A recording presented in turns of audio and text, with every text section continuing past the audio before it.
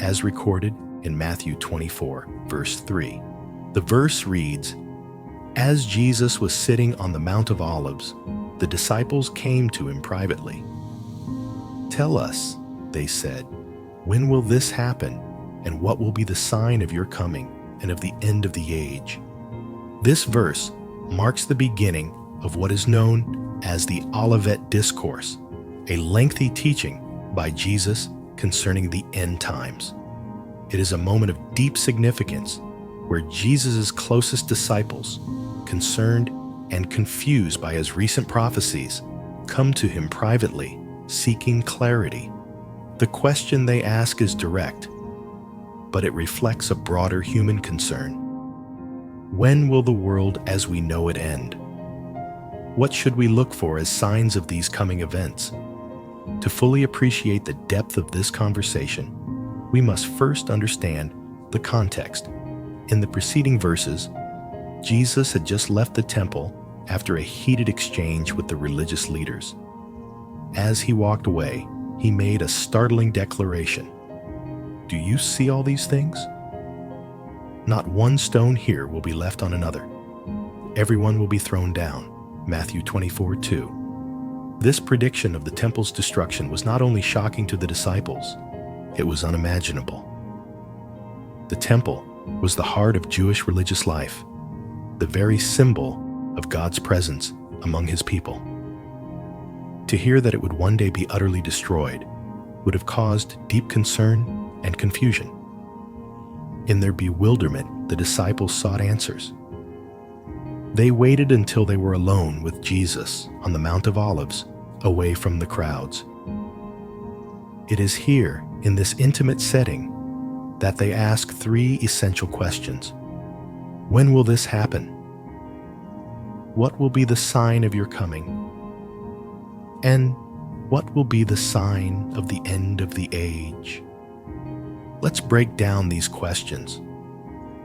First, they wanted to know when the destruction of the temple would take place. This was a pressing concern, as it seemed to signal a catastrophic event in their minds.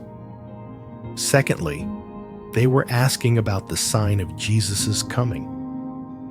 Though they didn't fully grasp the nature of Jesus' second coming, they understood that he was speaking of something beyond his earthly ministry.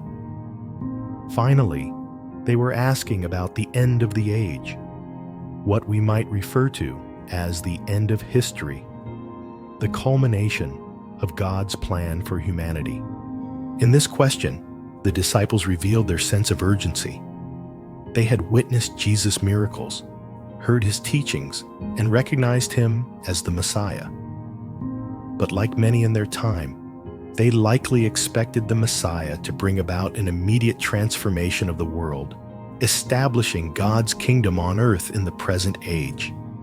They couldn't yet comprehend the full scope of Jesus' mission, that his kingdom was both already and not yet. What follows in Matthew 24 is Jesus' detailed response to their questions.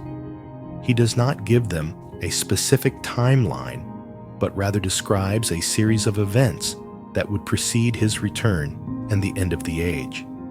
He speaks of wars, famines, earthquakes, false prophets, persecution, and a general increase in wickedness. These are what he calls the beginning of birth pains, signs that indicate the approach of the end, but not necessarily the immediate arrival. Jesus' words are often seen as both a warning and a comfort. A warning, because the world will face great trials and tribulations before his return. A comfort, because he promises that those who remain faithful will be saved. In verse 14, he says, "And this gospel of the kingdom will be preached in the whole world as a testimony to all nations, and then the end will come." Here, we see that even amid chaos, there is a mission for believers to spread the gospel, to be bearers of light in a darkening world. Thank you for joining us in this exploration of Matthew 24:3 and the teachings of Jesus about the end times. As you reflect on this passage, consider how you can live in readiness for Christ's return. How can you grow in faith, spread the gospel, and prepare your heart to stand before Him? Share your thoughts in the comments, and don't forget to subscribe for more in-depth discussions on God's Word.